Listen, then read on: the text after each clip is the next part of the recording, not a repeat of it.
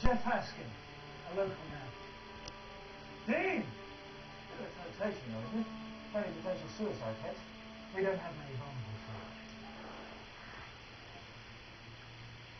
There are no physical exercises planned today, Dean. You know that as well as I do. Do I? Yes. So get down here right now. Look.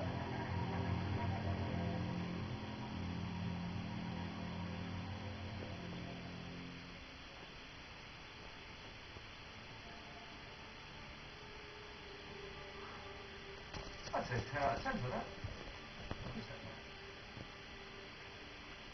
Dean Honeysett has been in institutions from orphanages upwards most of his life.